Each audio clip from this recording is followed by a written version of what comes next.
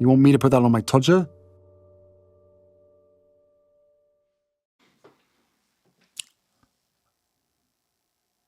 Harry's Wife, The Markles, Part 3.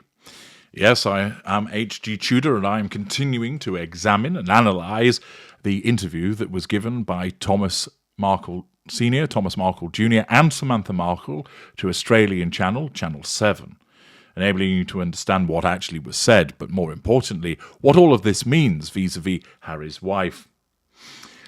The interview moves on to a barbecue, and they're having chicken, and they are taking the piss out of the chicken on the grill, talking about the rescue chickens, etc.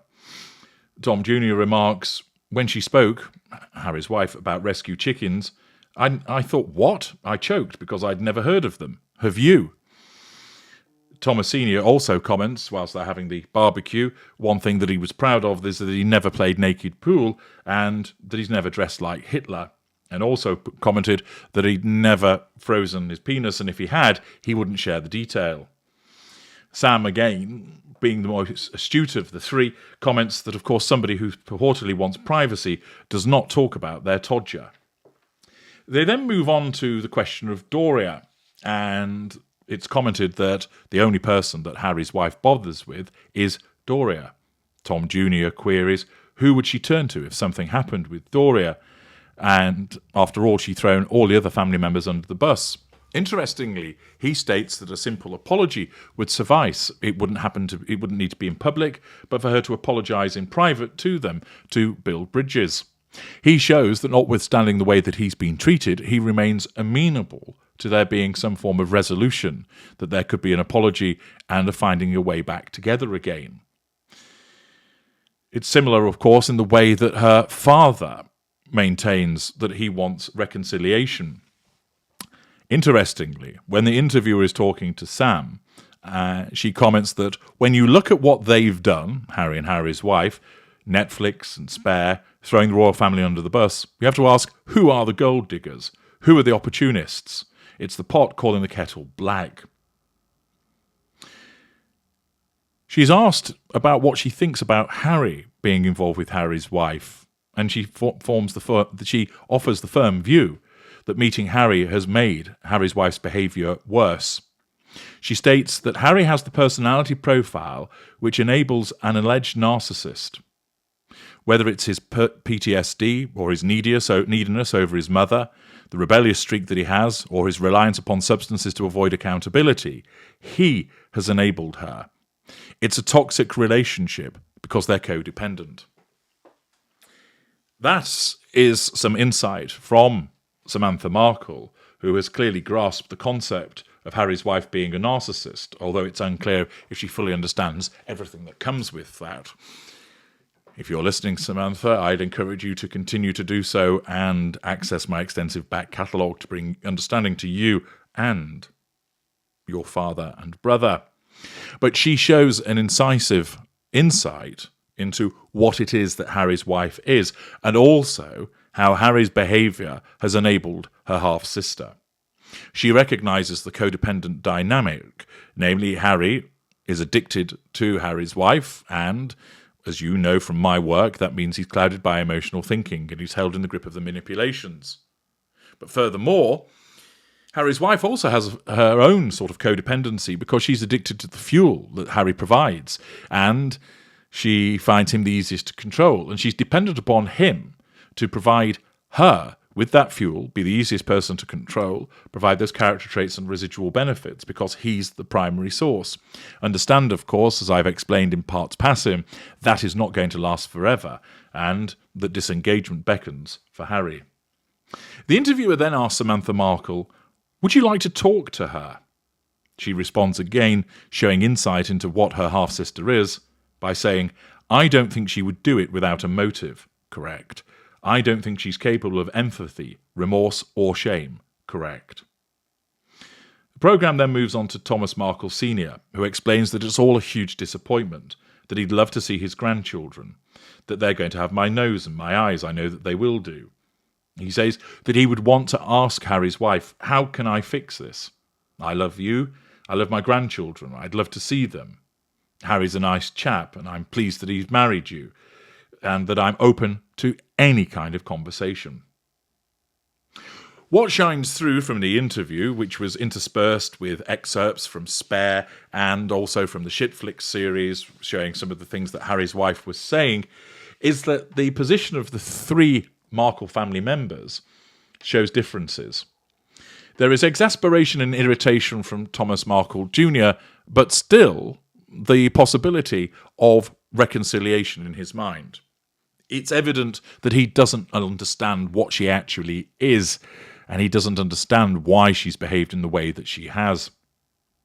Thomas Markle Senior still portrays through facade management the desire for reconciliation. He is equally perplexed as to why he's been treated the way that he has after everything that he's done for her. And of course, this subconscious threat to control occurs on a repeated basis, which causes him to engage in interviews such as this. It is perhaps the reason that he holds out some hope of reconciliation, and similarly that Thomas Markle Jr. does, that perhaps means that there hasn't been any juicy disclosures in this, because Thomas Markle Jr. and Thomas Markle Senior still think that something can be salvaged from the relationship, and they don't want to make it any worse than it is by saying the things that they know about Harry's wife, which would be the real bombshells. It's clear that they must know far more about her, but they're not releasing this information. It doesn't seem appropriate to me that there just isn't any other information, given, one, she's a narcissist, and we all know that narcissists have skeletons in their cupboards. Two, there is so much rumour that exists, some of it is nonsense, but some of it has a grounding in truth, that, again, there must be evidence of her wrongdoing. And therefore, whilst one might think perhaps that they haven't said anything is because actually there's nothing to say, I don't form that view. I form the view because there is some evidence, things as well of Tom Bauer has talked about, also because by virtue of the fact that she's a narcissist, there's going to be stuff out there. But I don't think the family has disclosed this information because Thomas Markle Senior particularly thinks that things can be patched up. That, of course, is a rather misguided view. Samantha Markle is more likely to be the one that would disclose it, and I think she's very tempted to do so. But I believe that she fails to disclose this information for the sake of her father, who is clear that she loves. I believe that she doesn't want to disclose that information because it would ruin the possibility of a reconciliation, even though she clearly recognises that that would only happen if Harry's wife has a motive. It would only happen because it would serve her purposes. The fact is that because of her emotional empathy for her father, she is concerned that she doesn't want to do anything that would derail that, even though she knows deep down it could never be achieved. She doesn't want to pile misery upon her father in his dotage, particularly given his health issues. So accordingly, whilst the two men seem to want to forge a reconciliation and misguidedly believe it can happen, Samantha Markle is the one that has the measure of her sister, knows that she's a narcissist, though may not necessarily understand completely what that means, knows that she's an unpleasant individual, manipulative, out for herself, devoid of remorse, devoid of shame, devoid of guilt, that she is an individual that is only caring about herself and that her behaviour towards her family is atrocious. And undoubtedly Samantha Markle must be sorely tempted to spill the beans, but she refrains from doing so because of her father's desire for reconciliation. This perhaps might alter when Thomas Markle Senior eventually shuffles off this mortal coil. Accordingly, that's the totality of the interview. No major revelations whatsoever, and a missed opportunity, really, to cause a problem for Harry's wife. Will Harry's wife watch this? Undoubtedly. Her narcissism will cause her to do so because she has to know what's being said about her, and as we know from parts passing, she watches what's said about her on social media, she watches videos about her, she sees what's stated in the press, and therefore the content of this interview will be watched by her. Not necessarily immediately, maybe over the next day or so. You can expect that there'll be a flurry of PR activity, both in order to negate what has been said about her and because of the forthcoming coronation. The interview was nowhere near as bad as it could be, But it still is a threat to control and is challenge fuel because she's criticised for her behaviour towards her family. She's criticised for basically putting her father to one side, notwithstanding his ill health. She's criticised for treating her father in that way after everything that he's done for her.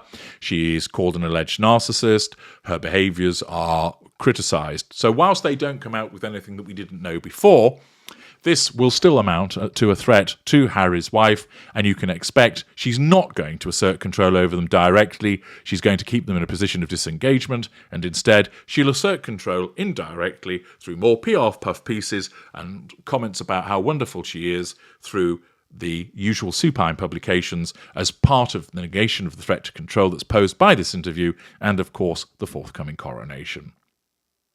Please ensure that you like these videos, this short series about the Markle interview, and that you share it to other people so they fully understand what's going on here and that they're given insight into why the Markles behave as they do and why Harry's wife behaves as she does. I'm H.G. Tudor. Thank you for listening.